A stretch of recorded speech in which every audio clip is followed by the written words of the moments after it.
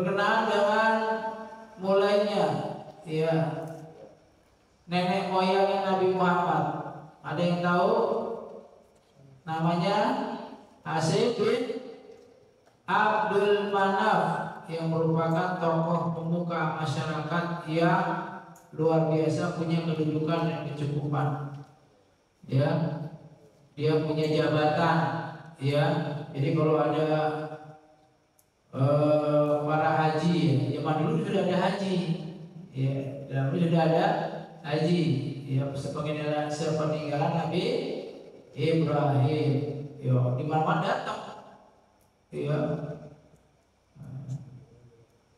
ke Mekah, ya udah ada dulu sebelum zaman Rasulullah SAW. Ya, namun buyutnya, yang menurut saya buyutnya ya, buyutnya Nabi Muhammad ini punya jabatan. Dia yang ngatur segala makanan, minuman dan segala macam. Ya, bahkan dia mengatur pedagang-pedagang. Ya, kalau musim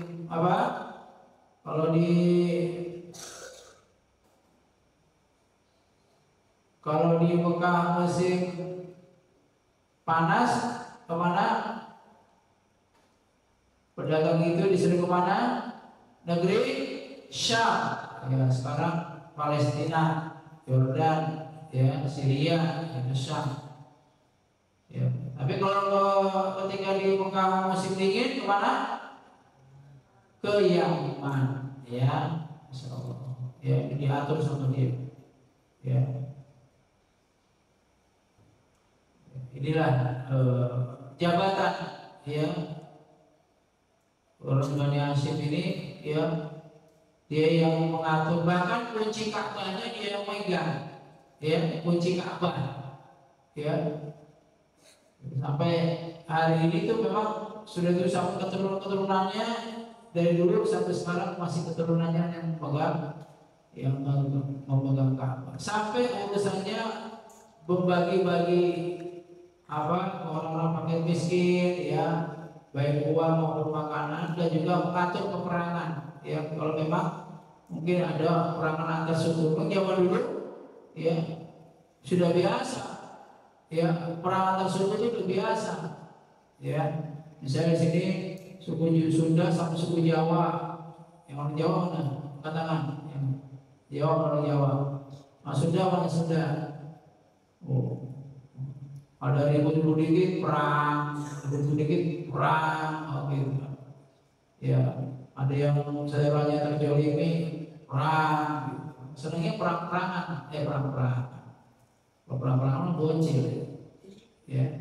Senangnya main perang-perang, ya. Pertumpahan darah, ya. Ya, inilah yang terjadi, ya, karena memang zaman dulu zaman jahiliyah, zaman orang-orang yang, ya, jauh daripada kebenaran, ya kan? Bahkan di zaman itu masih banyak kepercayaan yang mengandung kesyirikan, ya, tahayul, ya, khurafat, ya, sebagaimana burung, ya. Maka kalau ketika ada burung lewat kemudian dia belok kiri, tandanya apa? Maka sial. Jadi orang kalau kemudian stop, ya, aku sial. Ada musibah atau bencana. Tapi kalau burungnya jalan terbang terus kemudian ke kanan, belok kanan, maka itu tandanya kebaikan. Ya, jadi sudah tahayul, keyakinan yang mengandung kesyirikan, ya, juga bermaksiat, ya, senangnya mabuk, judi, dan lain sebagainya. Ya. Bahkan sampai berani merampok. Jadi udah biasa kalau ada kafilah, ya, kafilah mungkin 1-2 kafilah orang gitu, ya, onta dirampok, ya, sudah biasa, ya, diambil hartanya, ya. dan juga memakan makanan yang diharamkan. Ya, ya, baik. Ya. Kemudian ketika buyut itu di atas kakek ya, bapaknya kakek Nabi Muhammad. Betul. Ya, buyut. Jadi kita punya bapak punya bapak yaitu kakek punya bapak buyut, ya. Ya, ketika sedang berdagang melewati Madinah yang dulu namanya Yasrib, ya, menikah, ya, namanya siapa? Salma binti Amr. Ya, dia seorang janda, kemudian dinikahi. Ya, namun ketika Salma ini mengandung, ya, ini dulu sana. Ayo. Udah sana. Ayo cepat, udah sana cepat. 1, 2, 3, ayo, udah dulu sana, kita tidur lagi.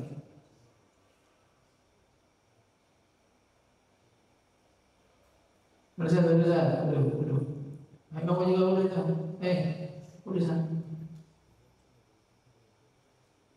Ya, jadi ketika Salma binti Amr mengandung, ya, maka Hasim itu pergi, ya, dalam perjalanan berdagang lagi.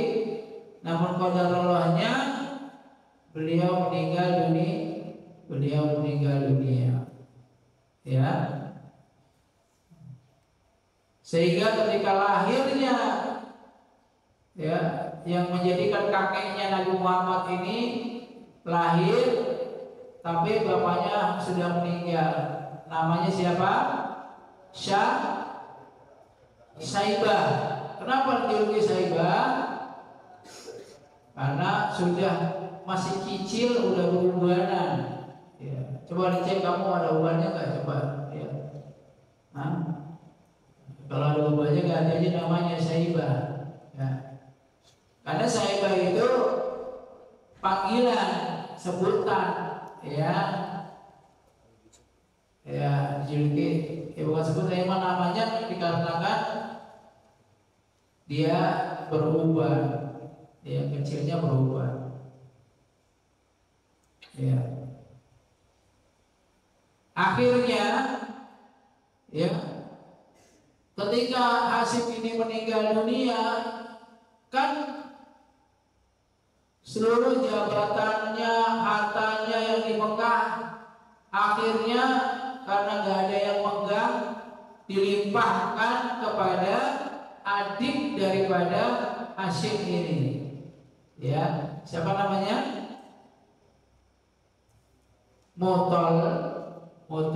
Al-Muttalib.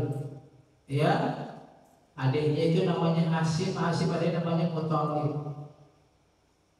Ya, karena nggak ada yang nerusin, ya, yang atur makanan buat haji, yang pegang kuncinya Ka'bah, yang ngasih makanan fakir miskin, yang ngatur peperangan ketika ada peperangan antar suku itu, nggak ada yang ngatur. Akhirnya dilimpahkan ke adiknya di Mekah. Ya, adiknya, artinya adik buyutnya, ya. Nah, namun hari demi hari, minggu demi minggu, bulan demi bulan, tahun demi tahun, ya, Saibah ini beranjak besar, ya, seperti mungkin seumuran antum semua ini, ya, umur, ya, remaja lah, ya, remaja, udah SMP lah, SMP SMA lah, ya, kira-kira begitu, ya. Nah, ternyata dengar kabar datang dari ke telinganya Muttalib ini ada informasi bahwasanya ternyata ada anaknya kakaknya Muthalib ini, ternyata dia punya anak satu, kawin gak bilang-bilang, punya anak gitu kan. Ya karena dulu gak ada HP, gak ada telepon, ya. Punya anak di Madinah, ya. Maka ketika dengar itu infonya, langsung Muthalib ini nyamperin, ya, nyari keponakannya, yaitu anak daripada kakaknya yang bernama Hashim Abdul Manaf. Dicari itu, naik onta dari Mekah ke Madinah berhari-hari. Kalau naik mobil sekarang sekitar 5-6 jam naik bus, ya, dari sini ke Cirebon dah, ya, kurang lebih. Siapa orang Cirebon sini? Orang Cirebon ada sini? Nggak ada. Orang Kuningan ada. Tegal, Brebes, nggak ada semua ini. Orang mana ini? Orang nggak jelas kali, ya.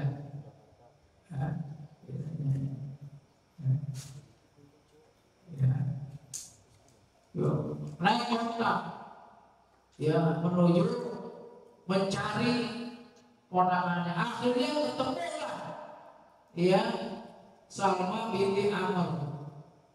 Langsung aja to the point, woi Salma, ya, anak lo gua bawa, gitu kan, karena ini ponakan gua, nah, gitu kan. Jangan, anak atu-atunya pengen dibawa aja, gitu kan. Ini mau saya bawa karena apa? Karena dia bakal jadi pengganti babanya. Nah, babanya, kalau di sini babanya. Mau diganti sama babanya, karena dulu punya peranan penting di Mekah. Berat sekali, namanya emaknya, anak atu-atunya, mau diambil sama pamannya, ya, untuk itu jadi pamannya, ya, saya pasti lihat anaknya, lu mirip banget ya sama bapak lu ya, mukanya sama, hidungnya sama, hidungnya sama, kita sama hidungnya, ya. Pokoknya mirip banget. Ya. Suruh wudu, ya wudu.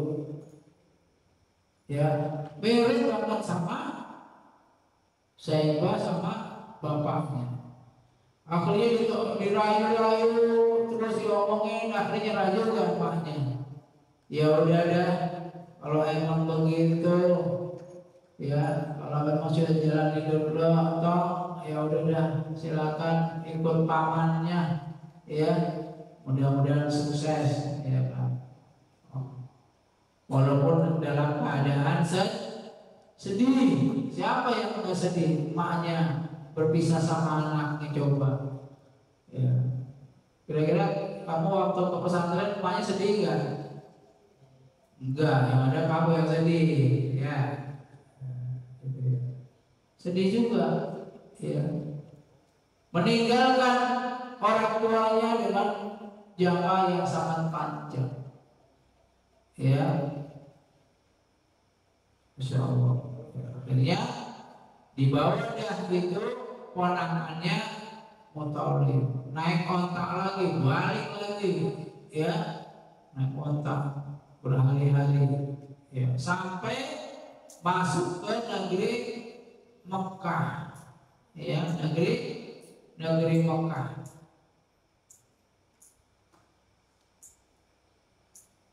Ya. Ketika masuk negeri Mekah, semua penduduknya langsung mengira-ngira, ya,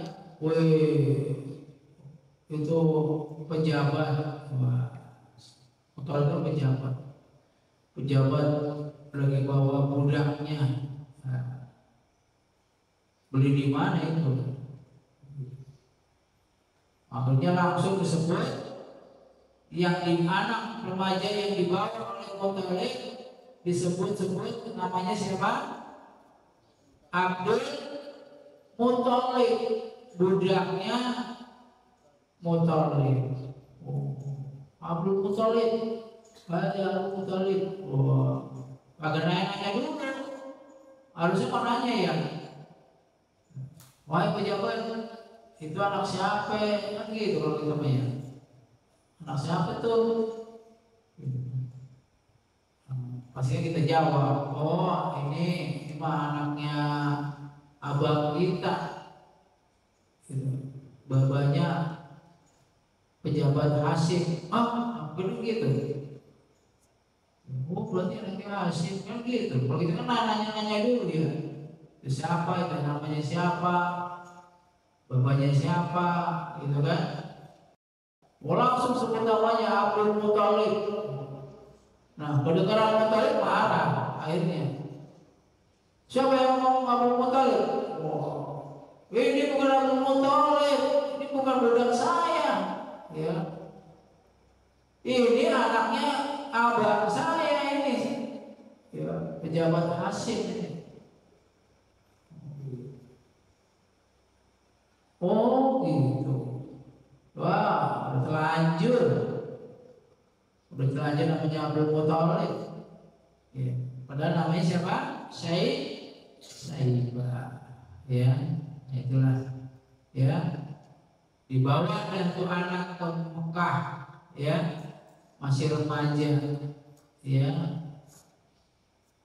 Nah. Akhirnya Saibah ini atau sebutan Abdul Muthalib ini akhirnya tumbuh dewasa, ya, tumbuh dewasa besar, bahkan sampai akhirnya diberikan jabatan, ya, sebagaimana jabatan bapaknya dulu, babanya dulu, ya, sebagai apa? Seorang pemuka agama sebagaimana bapaknya dulu, ya. Ini udah gede, udah dewasa, ya. Namun ternyata dulu bapaknya Abdul Muthalib ini punya harta yang banyak banget, ya. Punya harta, punya duit, ya. Kemana itu harta bapak gua, gitu. Kemana bapak saya harta saya di kemana ini? Ternyata ya, harta itu dititipkan, ya, dititipkan oleh pamannya, yaitu dari Muthalib ke adiknya yang bernama Nofal. Nah, Nofal mana? Ini tipin hartanya ini. Namanya sama. Ya, dititipin Nopal, ya, datang ke Nopal. Bagaimana harta bapak saya mana? Yang dulu ada di sini, saya mau ambil. Nopalnya nggak mau ngasih. Orang, saya nggak mau ngasih orang. Orang bahasa takut. Saya nggak mau ngasih, iya, mau diambil, ya. Minta lagi nggak dikasih. Akhirnya yaudah tunggu, kata.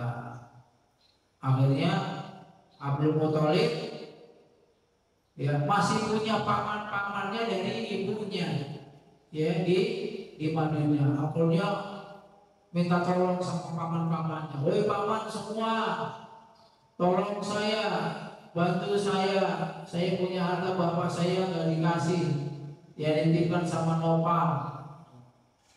Ya kalau kata Betawi, aja gile, gitu kan. Hartanya diambil, kagak mau dibalikin, gitu kan. Wah, akhirnya mendengar itu orang-orang Yasin mengirim 80 pasukan berkuda untuk mengiringi, ya, Abdul Muthalib untuk bisa mengambil hartanya. Ya, akhirnya nyerah juga, ya udah ambil dah. Siapa yang berani dikeroyok sama banyak orang, iya kan?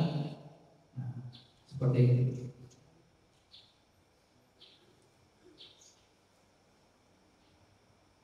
Ya, akhirnya harta bapaknya dulu bisa diambil oleh Abdul Muthalib. Ya. Makanya kalau ada orang macam-macam nggak bisa sendirian, panggil teman-temannya. Ya. Oke, lanjut. Ya. Setelah masa Abdul Muthalib, ya ada peristiwa yang besar. Ya, di antaranya adalah Abdul Muthalib ini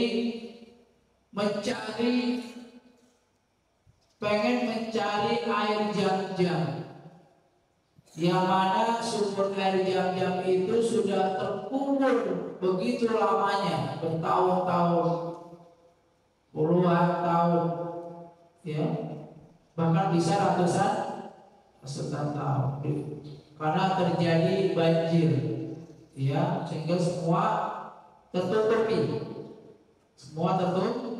tertutupi. Ya.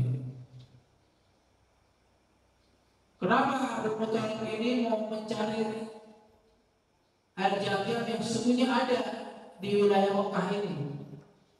Ya, karena dia tugasnya memberikan makanan dan minuman kepada tamu-tamu. Ya, ada tamu-tamu Allah yang haji itu. Ya. Padahal sumber Zam-Zam itu sudah tertimbun ratusan tahun. Ya. Tapi ada, ya, sumur-sumur yang lain terpencar-pencar di sekitar Mekah. Ya, maka saat itu, ya, Abdul Muthalib tidak pernah lupa pada sejarah Mekah. Maka itu ceritanya dengan menurun. Dari zaman dulu turun-turunnya masih tahu ada air sumber Zam-Zam, ada sumber Zam-Zam, ceritain, ya, maka nggak pernah lupa, ya, ada air Zam-Zam yang tertimbun, ya, yang tertimbun di sekitar Mekah. Akhirnya dia berusaha, pokoknya, ya, sekitar Mekah, ya. Karena dulu ada, ya, mata air untuk menghidupi Mekah, ya, dan memancarkan keluar dari kaki Ismail, ya. Maka dia punya tekad, pokoknya saya harus menemukan air itu. Saya harus menemukan kembali sumber Zam-Zam yang terlupakan orang. Ya, karena tugas saya itu cari air, makanan untuk bagi-bagi tamu-tamunya di tamu-tamu Allah di Mekah. Ya, terus saja dia kepikiran, ya, ya, pokoknya saya harus cari, aku harus menemukan, harus gue mencari terus, ya, sampai ketemu, kan. Nah, maka saking pikir terus, akhirnya langsung Abdul Muthalib mengambil tembilang, alat untuk menggali, kayak apa namanya kalau di sini, untuk gali sumur apa? Ada yang tahu? Alat untuk menggali sumur apa? Bor. Oh, bor di belur ada. Ada yang tahu? Alat untuk gali-gali, pacul atau cangkul, ya, dia ngambil cangkul, cari gali ketemu, ya, dibantu sama anaknya yang bernama Haris. Enak, temenin bapak pengen nyari Zam-Zam, terus, padahal anaknya kasih tahu, Pak, bukannya sumur udah pada hilang, Pak. Iya. Susah nyarinya, ya. Bahkan dulu banyak yang nyari gak ketemu-temu juga. Ya, kenapa sih gali-gali gak ketemu lagi, gak ketemu lagi? Ya, bahkan dulu sampai nenek moyangnya yang bernama Mudzad bin Amr pernah menggali. Ya, gak ketemu juga. Ya, akhirnya Abdul Muthalib duduk, ya, mikir, merenung, ya,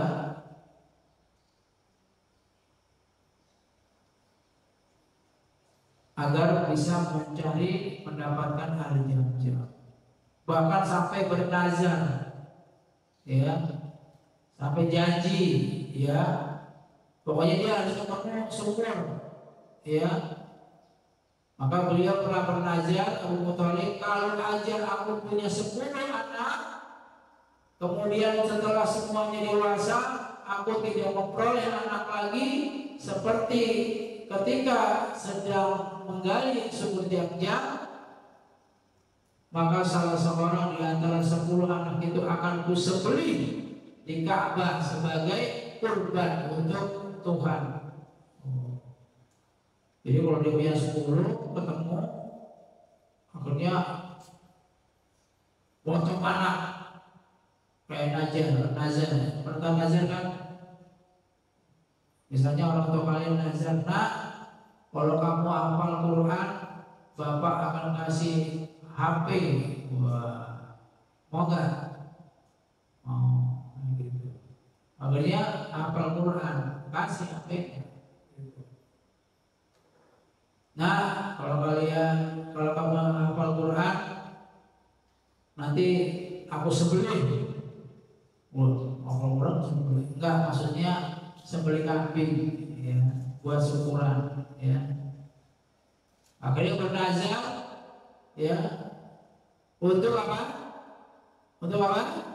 Menyembelih di antara salah seorang anaknya kalau Allah memberikan 10 anak, ya, masih melahirkan punya 10 anak, ya. Maka ke 10 anak ini dia, ya, aku pernah mengajar untuk menyembelih salah satu di antara kalian. Berarti dia punya anak, 10 anak ini di hadapan anak-anaknya, ya, ya, untuk disembelih, ya. Siapa yang mau disembelih? Ya. Ya.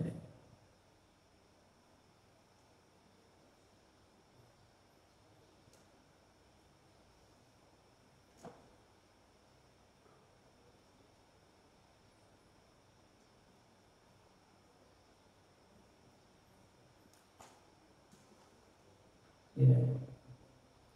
Akhirnya, ya, sebelum ketemu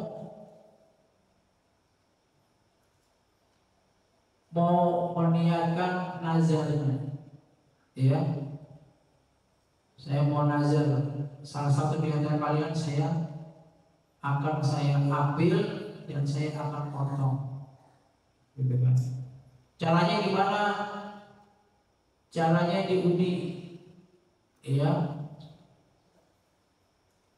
ya, di hadapan patung dewa. Ketika itu ada patung-patung di Ka'bah, ya, ada namanya juru, ya, kid atau anak panah, meminta setiap anak menulis nama-namanya masing-masing di kid itu.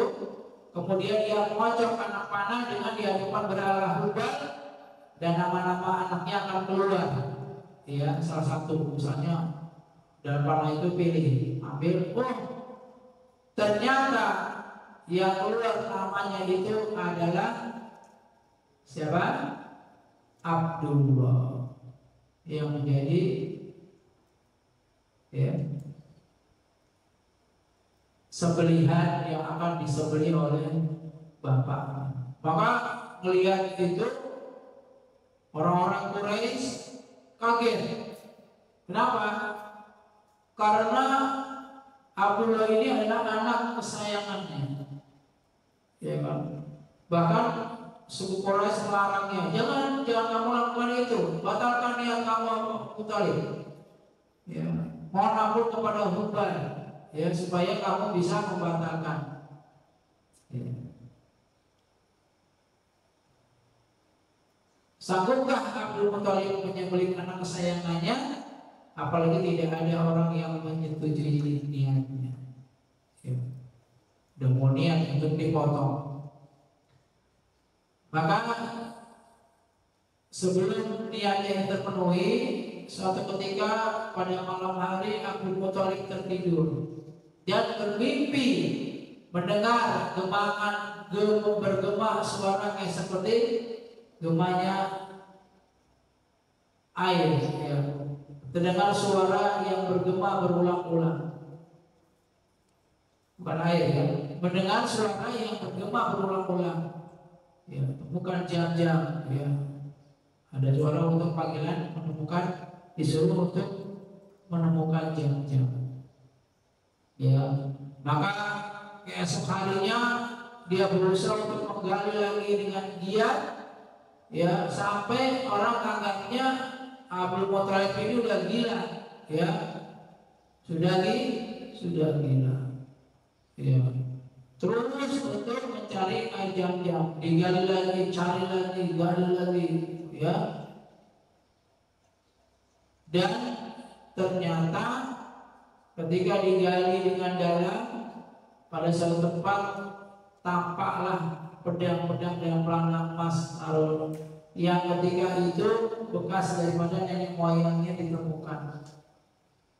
Akhirnya ketemulah air jam.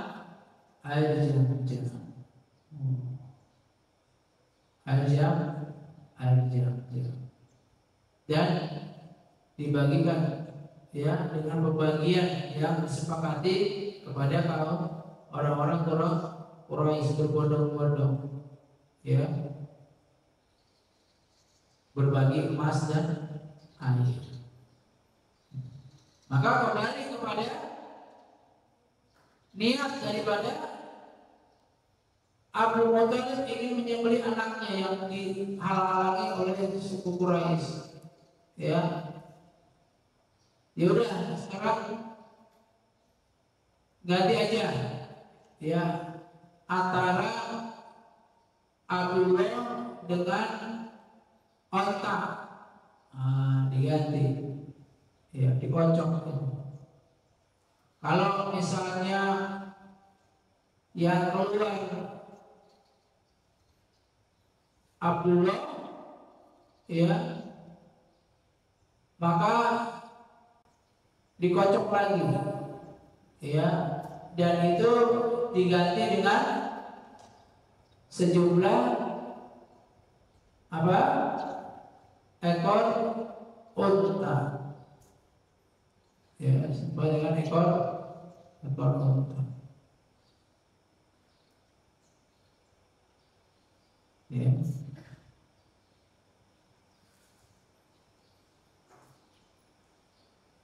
Disarankan untuk mengundi anaknya seekor unta. Kalau perhatikan, kalau keluarnya nama Abdullah, maka tebusannya 10 ekor, ya. Jika keluar anaknya lagi, ya, jadi pas kayak dikocok gitu, ya. Wah, Abdullah, wah, berarti kamu harus bayar 10 ekor unta. Kocok lagi sampai yang keluar itu onta, ya. Keluar lagi, Abdullah lagi, akhirnya bayar lagi 10 ekor, ya. Tambah lagi, ya. Terus sampai nama onta yang keluar, ya. Akhirnya di total, ya, pas dikocok lagi sampai keluar onta. Pas hitung-hitung 100 ekor unta, ya. Baru dah yang keluar nama unta, bukan Abdullah lagi. Akhirnya berhenti, ya.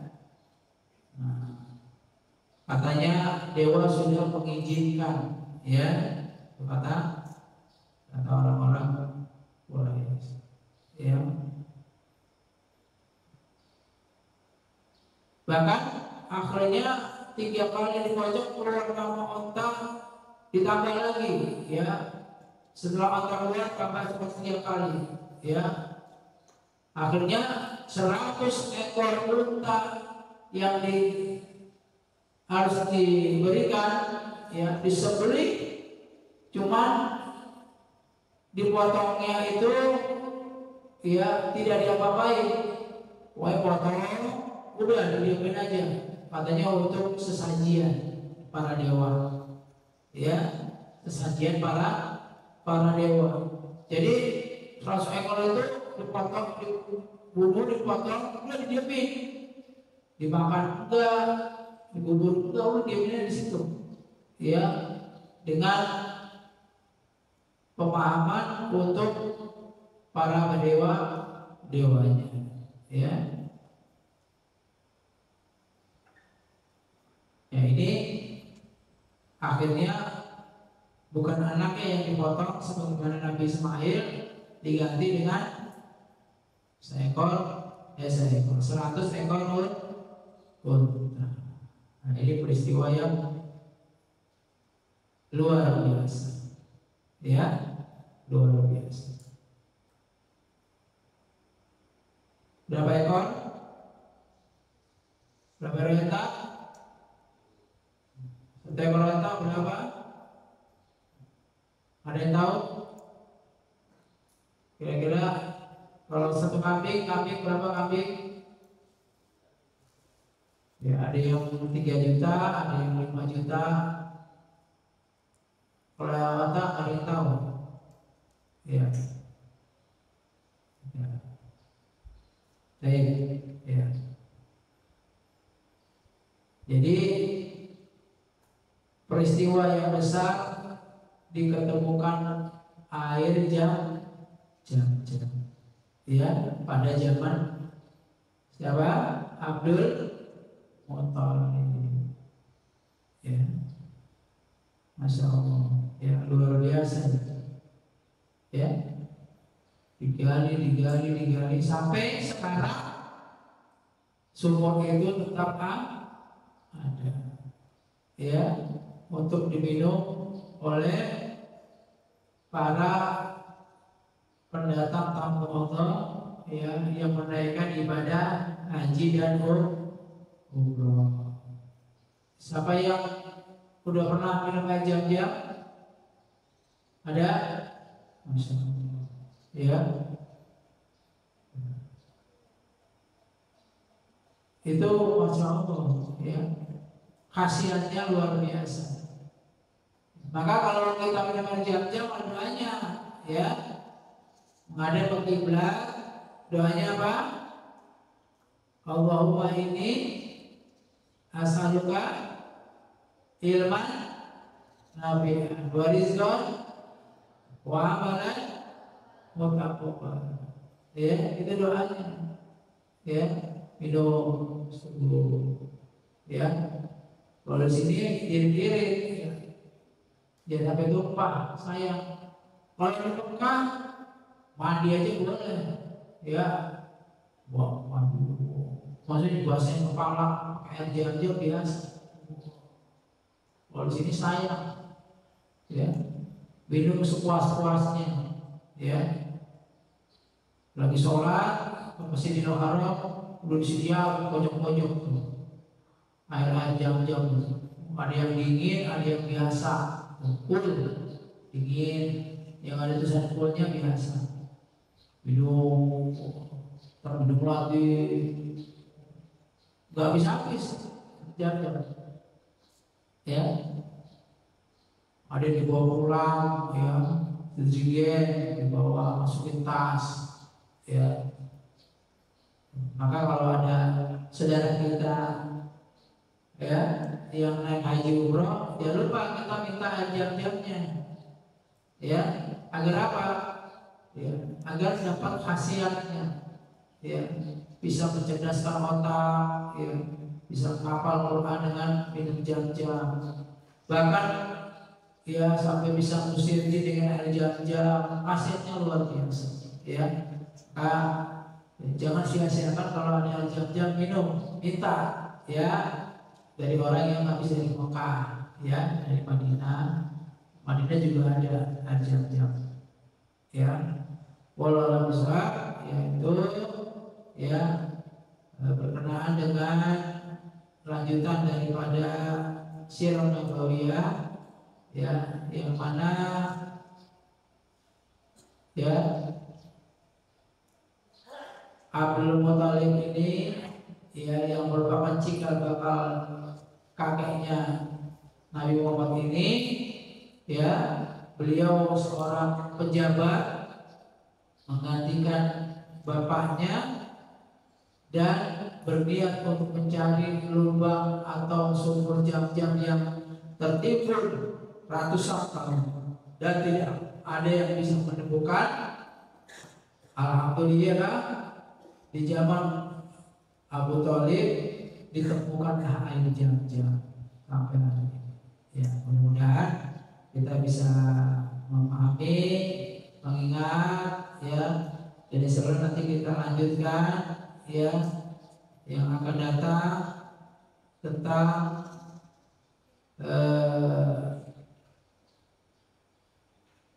peristiwa yang dahsyat juga, ya, yang bermula dari Yaman, ya, yang bernama Abraham al-Ashram, ya, yang sudah banyak kita ketahui, ya, itu penguasa dari Yaman, ya, yang mana di tahun itu, ya, lahirlah Nabi Muhammad SAW. Nah, kita lagi kembali di pertemuan yang akan datang, walau ya. Dan perlu diingat, dicatat, karena sirah ini panjang sekali, ya, panjang sekali, ya. Demikian, akhirullah, billahi taufiq hidayah. Wassalamualaikum warahmatullahi wabarakatuh. Sedekah terbaik Anda ke Bank Syariah Indonesia di nomor rekening 70060011270 atas nama Yayasan Al-Imam Ibnu Katsir Bekasi, kode bank 451. Konfirmasi dan informasi hubungi nomor berikut.